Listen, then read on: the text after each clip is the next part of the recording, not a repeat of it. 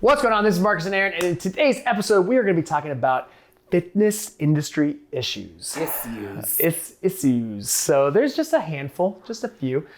In this day and age of information, absolute overload, where you can get it from social media, you can get it from your neighbor who's literally never picked up a weight, and all of a sudden they're an expert. There's so much stuff out there. What do you think is one of the main issues? I think applied knowledge, or not applying knowledge well. But then really probably the biggest is just not knowing. And so then you learn one thing, and then that one thing becomes the solution to everything. So if you're a hammer, everything is a nail. Yeah. And it's not, if you're a hammer, you're just waiting for a nail to go. No, you're just smashing everything. No, burpees, more burpees, only burpees. Because I love burpees or something. And well, I don't, but I mean, right. So I actually don't hate, I'm one of those weird people that don't hate burpees, but I also don't do hundreds of them. So maybe that's why. Nobody forced me to do it. Well, and there's nothing wrong with the burpee. There's something wrong with the really bad burpee, right? Or doing burpees into excess or, something like that. So obviously, and that's the issue, right? Is like, you'll learn something that is good, but then that thing becomes the thing and the only thing. And it's like, we do more than just get up off the ground with a kettlebell overhead. Yeah. I think one of the... just sliding right in there. I just got my shiv. I would say I was about to say this anyway. It wasn't just because of that. But I think one of the biggest issues that I see is dogmatic views. And not just on specific tools, but just in general. People have the way that they know how to do something, or they know what they know, and they don't want to venture out in any other way. They don't want to be questioned. They just want to find more of what is going to confirm what they already think they know. So when you have this super limited, narrow way of thinking, way of training, and then going in line with the, everything's a nail, then what happens? You probably injure people. You don't really take full advantage of the tools that you're using. You don't really get results, the best results that you could get, because you get stagnant. You do this. And I've gotten great results from very basic, very, particular programs. But if you try to do the same thing all the time, it's like, I love that saying, everything works some of the time, nothing works all the time. Yeah. Broccoli and chicken, that's it. That's all you need. That's it. And broccoli has more protein than steak. Remember that? Yeah. Didn't you know that? Well, but here's the thing. Like, broccoli and chicken, it's an amazing meal, but I have not met a person that lived only on broccoli and chicken. And that'd be a rough go at it. If that's all you ate for every single meal of every single, right? Are you gonna get jacked? Are you gonna get shredded, bro? Maybe, good for you. Is it sustainable? Are you gonna be able to do it for the long haul? Right. And so I think some of the wiser people, in the industry that I've met, they've been doing it for a really long time, right? Not just learning about it, but doing it for a really long time.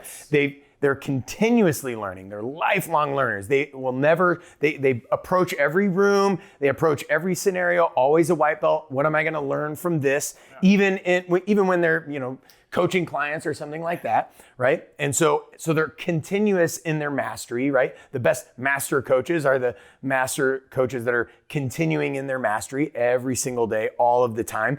And they're humble enough to go, man, I screwed up, or I didn't do that thing right, or maybe I need to learn a little bit more. And mostly what happens is they come in with this personal humility, professional will, right? Like, hey, I want to get you these results, but I have enough humility to know that I don't know everything, right? And I've learned enough to realize there's way more stuff for me to learn than I have time in my life to learn. So here we go. We're gonna put our best foot forward and do the best things that we can. We're gonna measure, we're gonna adjust, and then we're gonna hit it again. And we're gonna measure and adjust and hit it again. I think taking that emptying your cup every time you try to go learn something, that's such a huge part of the fitness industry that's lacking. And you see it in the people that are absolute leaders, where they're constantly emptying their cup. They're constantly looking for that slight edge, that different perspective that's going to allow them to impart better knowledge on their client, or just stay in a slightly different way. But again, what's more prevalent is, this is how you do it. If you don't do it this way, you're an idiot. You're stupid. You're a freaking idiot. You're doing it wrong. You might as well just turn in your whatever implement you're using card. And that's the problem, is there's so much of that. There's much more of that than there is of the, That tool is dumb. This is the only good tool. Oh, it's my favorite. Oh, that was good. That was gonna be my next thing. We won't even venture into social media because I feel like that's something. another topic. It's a whole other deal. In fact, we're gonna do that on a different episode. Yeah, yeah, exactly. Well, because I could talk about influencers. I could talk about, there's a million things that we can jump into with that. Going back to what you just said, because that's such a big part. It's so. You see it so often in comments on things. And I know we're not talking about social media, but you see this anyway, where it's like, this tool is stupid. That tool is better. You only need this tool. You only need that. And it's all based on this one person's perspective who most likely isn't a coach, most likely isn't a trainer. And now they think that is the only way. And it kind of goes back to, everything's a nail. Everything, or if you're a hammer, everything's a nail. And it just drives me absolutely crazy because that person could be getting so much more, but their own ego is forcing them to be like, now you only need bars. If you don't use bars, you're a fill in the blank. Yeah. And only need kettlebells. You only need kettlebells. You only need battle ropes. Yeah. Said everybody. I love battle ropes. Well, that's something that I talk about that in the benefits of battle rope, and it's really has nothing to do with battle ropes. It has everything to do with force. Like, force is the thing that creates the adaptation. Force is force is force, right? Force is not barbell, or force is not kettlebell, or force is not battle rope, or force is not body weight, or force is not calisthenics, or whatever it is that's your force is not burpees, right? That is a type of force for those areas of muscles and those movement patterns and things like that. But force is force is force. Like, so as long as that particular tissue, those particular fibers that I'm trying to get to adapt have enough force, right, to create an adaptation, well, then it worked. Does it matter that I'm, weirdly and insanely and awkwardly attracted to only barbell, and so then it has to be in barbell form only? But what if I can't do that particular movement pattern for that particular muscle fiber for those particular joint complexes with the barbell? Is it okay for me to try a dumbbell or try a kettlebell or what if it's not accessible to that person at that time? Even if it's something that you enjoy doing, you might not be able to do it at that time. So widening your view, your scope, putting more tools in your toolbox is only going to allow you to have more. But going back to the first thing you said about not enough application, I think that's a huge part of the fitness industry. Issues in the fitness industry are a lot of experts who have zero experience, which is interesting, don't you think? That everybody can know so much about something, yet have less than a year of training and yet less than a handful of clients. So not having that real world application. That is hard to say. Real world. And to think that was a show with so many seasons. Good thing they didn't have to say it too many times fast. Yeah. They don't have enough real world application. I can't say it without laughing. Actual application. So they don't understand that what they learn might work some of the time, but it doesn't work all the time. It doesn't work for everybody. But having that experience like you've had working in your gym, like I had working with a lot of clients, you see how you can traverse those issues with experience, with knowledge from different areas, how to kind of patch things together, as opposed to use this is all you need, and this is all you're ever going to need. Yeah, that's to me one of the greatest silver linings of COVID and the whole pandemic and the whole stay at home. People watching this 20 years from now, they're like, excuse me? Yeah. What are you talking about? Maybe it got worse. I don't know. Oh, don't be all Nostradamus on us now. Listen. We're fine. I'm just being devil's advocate. I'm a glasses half full guy. I'm an eternal optimist. However, one of the silver linings. And that's the thing, because I'm an eternal optimist. That was the silver lining that I saw. Is like, people are stuck at home, and oh crap, they're out of all the equipment that I want. And then I'm ducking and dodging and adapting and overcoming as a trainer. How am I going to get this person the results that they were getting when I had all the equipment at their disposal and my disposal in my gym, but now they can't come to my gym. I can't go to my gym. What am I going to do? And so the really good trainers were able to, if they had to, go back into the books, go do some more research, go figure out different methodologies, different ways, or utilize the same principles, but now with completely different tools, or teaching their clients how to make some makeshift tools on the fly, because man, everybody's out of everything. So here's how you make a sandbag. And MacGyver of fitness. Yeah, right. But I can think of off the top of my head like 5 people right now that they were able to adapt, overcome immediately, and their clients never skipped a beat. However, unfortunately, the issues in the fitness industry, so many people, this is the only way we can do it. So it's like, well, I guess you're just gonna sit at home and get fat on your couch. Yeah, you're not gonna be able to do anything. And being able to adapt, but this gave people so much freedom to be able to find what works for them, to again, see how all these different things that they were doing before, or that one thing they were doing before, how they can expand on it and make it even better. And so now it's more customizable. It can adapt and go even bigger than what they could have ever done, having that same narrow mind.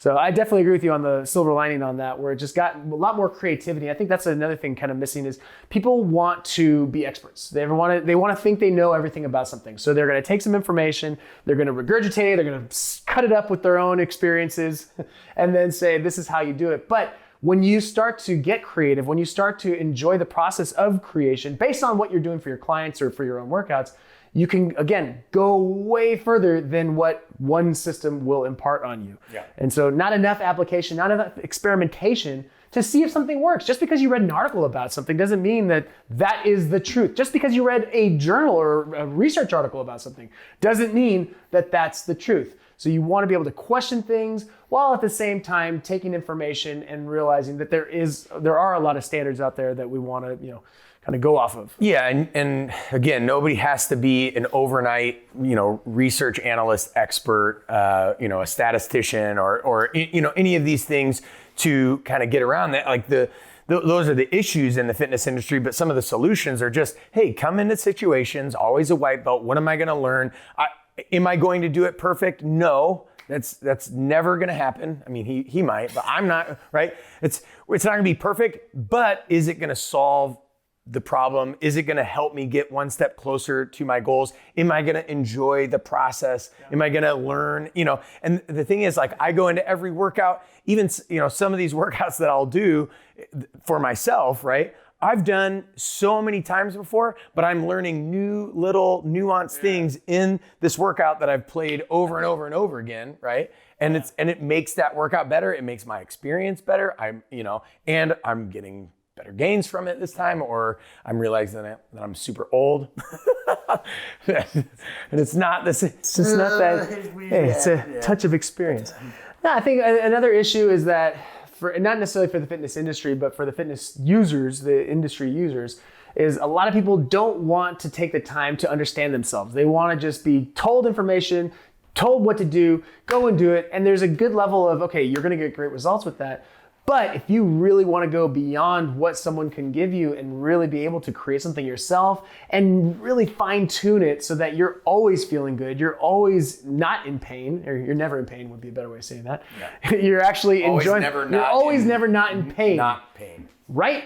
And taking the time to experiment. And that even goes for people in the fitness industry, taking the time to experiment with something that's outside of what you do or done in a different way. Like, I love kettlebells done in a certain way. I love incorporating them where I incorporate some flow, I incorporate a little bit more tension, I incorporate a little bit more strength. But like, I look at something like sport where I'm like, man, I don't do kettlebell sport. But I see that, I'm like, I was very against it when I first saw it. I'm like, this is weird. Why would anyone do that?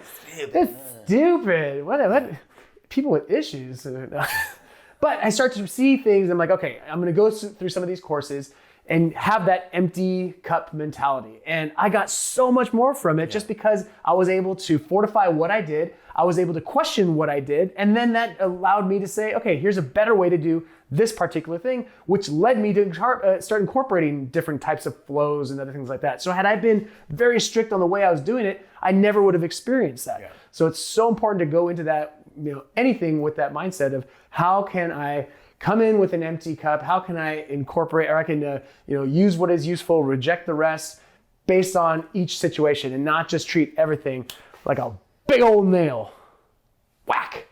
So yeah, obviously talking through fitness industry issues, but then, kind of swooping around and like, hey, this doesn't have to be the issue, right? I'll say negative. Okay.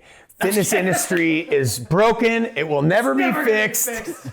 We've got the answer. Come to us. Yeah. Yeah. If you worship anything else but living.fit, we will come and find you. In the name of Aaron. No, but it's like, but yeah, so here, these are some issues, but hey, there are solutions to it. And like the main solution is understanding like, hey, your way isn't the only way and it's not the best way, even if you have a really good way, right? And chances are, right, if you know anything, right, you're probably doing some really good things, but that doesn't mean that's the end of your race and you've finally made it, right? It goes on. Like we could just learn and learn and learn and continue learning. I was gonna say, if you have a really great way, it's kind of like being cool. You don't have to remind people that you're cool. People will tell you. You don't need to sell us on how great your way is. People will come. And if you have something that's amazing and that's helping a lot of people, that's awesome. And those people that I know you look up to, that I still look up to, those are some of the most humble, amazing coaches I've ever worked with personally or worked with online. And that is one of the best things about the fitness industry, is that you get access to so many amazing coaches out there. Yeah, and there are issues in the fitness industry, but there's also incredible experts that are humble, but will teach you a ton, and we can all go and learn from them and get better, and it can continue to make our craft and make what it is that we do better, make what it is that we give to our clients and our customers even better. Yeah, it doesn't have to be a competition. Everybody is trying to compete and fight for some piece of space. There are so many fitness enthusiasts. There's so many people that we can help. We don't have to be fighting against each other. All you're doing when you're competing against somebody else is you're taking away from what you could potentially help somebody with. So, man. But there's a ton of people that need help that are so put off by, this arrogance and this legalism and this dogma or whatever. These fights within organizations where you're just, and it's like, man, we could be helping more people that actually need the help, but instead we're too busy like fighting each other. And it's like, we don't have. No, it's like the birds in Finding Nemo. Mine. Like, yeah, all right, I'm just gonna come around and actually get the fish. Yeah. Right. So that's good. Finishing fitness issues. Hopefully that was engaging. You got something from that, but we'll see you on the